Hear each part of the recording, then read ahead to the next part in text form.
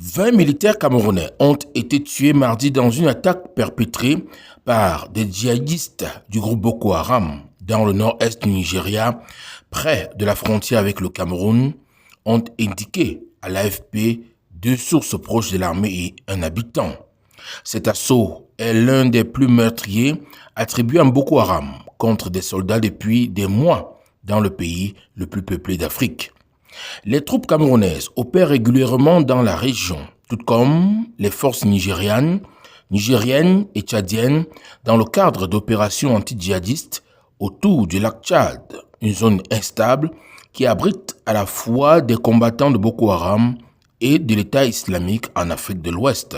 Les bases militaires attaquées ont été incendiées et des véhicules brûlés.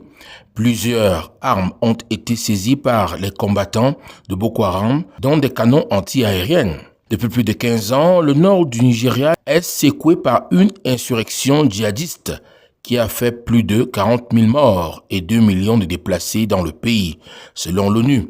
Elle s'est étendue ces dernières années dans les régions limitrophes au Niger, au Cameroun et au Tchad voisins. Le lac Tchad, situé à la croisée des frontières de 4 pays, est devenu un bastion pour les groupes djihadistes, perturbant gravement des activités économiques essentielles telles que la pêche, l'agriculture et l'élevage, indispensables aux 40 millions d'habitants de la région. À cette violence s'ajoute l'épuisement des ressources naturelles, le lac ayant perdu 90% de son volume depuis les années 1960 en raison du réchauffement climatique et d'une gestion inefficace.